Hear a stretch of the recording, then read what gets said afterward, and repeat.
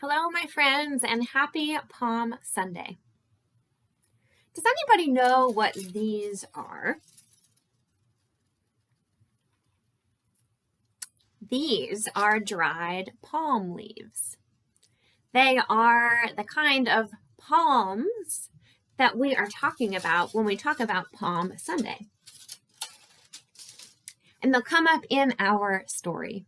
So Palm Sunday, many of you will already know, but a refresher is that Palm Sunday is the holiday in the Christian calendar where we celebrate Jesus's entry into Jerusalem before he was killed.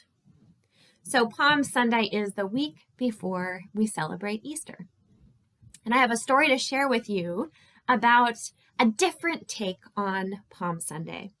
It's called Anna and the Donkey.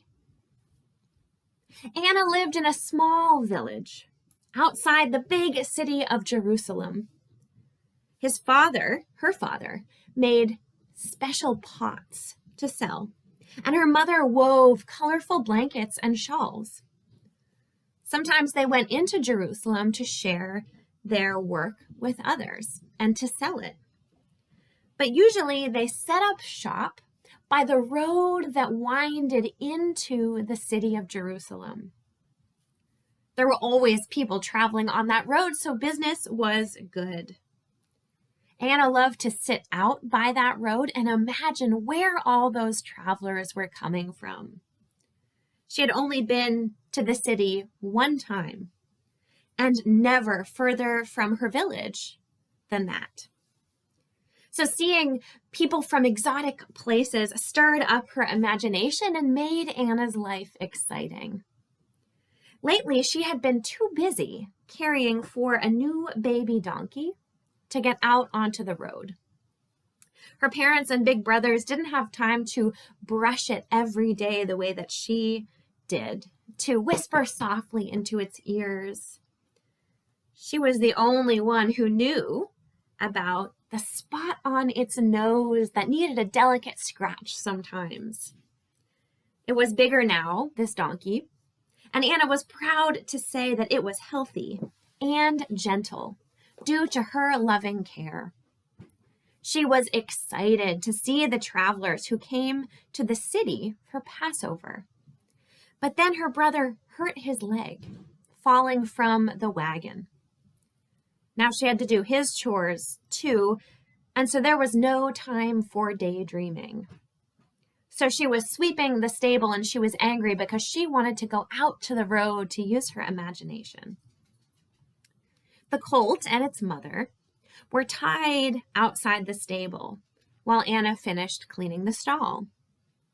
She was back in the shadows when she saw strangers approaching.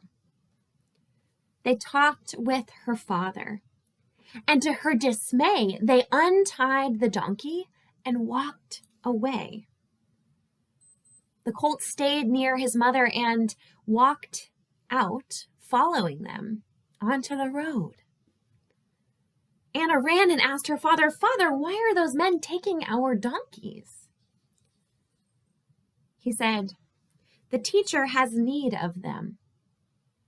It'll be all right." That was all he would say.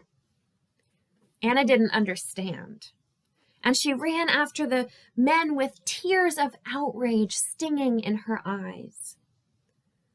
First, she had to do her brother's chores, and now her donkey was getting taken.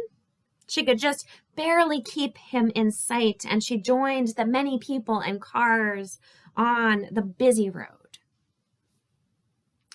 The men eventually joined others and offered the donkey to the one who was their teacher. Anna stayed out of sight but watched what happened next. After the donkey was draped with robes, and the teacher got on the donkey. The teacher rode the donkey toward the city gates, while the others walked beside them. The colt stayed close to his mother the whole way.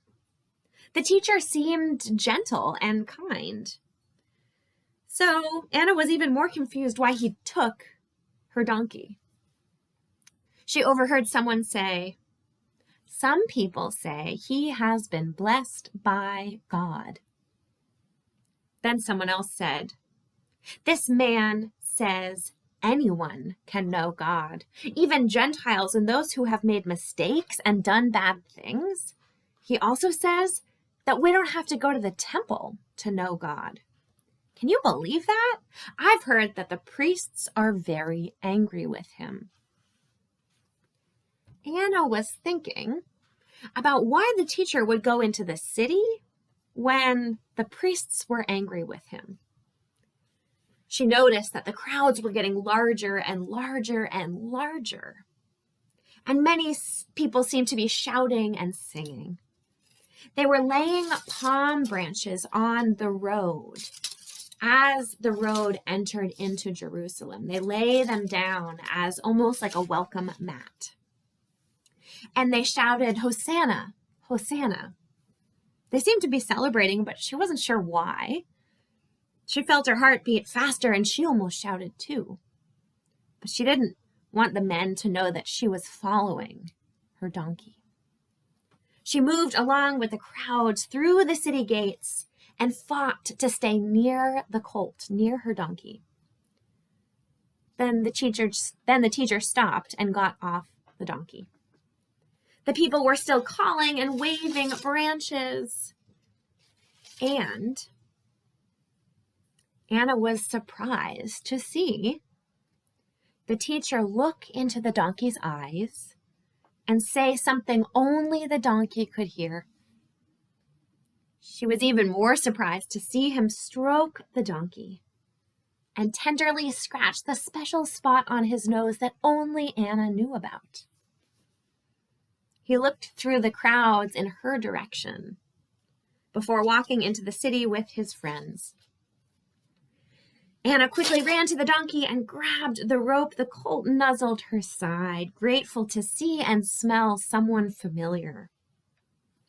But she was hoping the teacher would come back, in a way. But she turned the donkeys around and started the long walk home before he could return for the animals. She got home late at night, exhausted and hungry. She put the donkeys in their stalls and was going to her comfortable bed when the teacher's face came into her mind. Somehow she knew he wouldn't head for bed when there was much work to do. So Anna made sure her brother's chores were all done, and she drew water from the well for her mother. And her heart was happy when she went inside. The end. And so this teacher who sat on her donkey as he rode into Jerusalem, that teacher was Jesus. And so I have a few questions for you today to think about. Why do you think Jesus went into the city even though the priests were angry with him? Why do you think Anna was doing her brother's chores? What changed? And finally, what do you think happened after the story ended? I will be curious to hear your answers. So friends, happy Palm Sunday.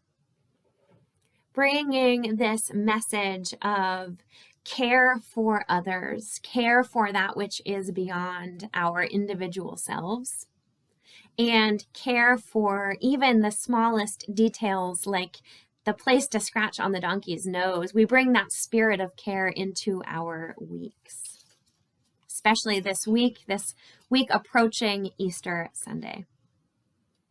So with that, many blessings on your week. I am sending my love to each and every one of you, and I look forward to seeing you soon. Take care.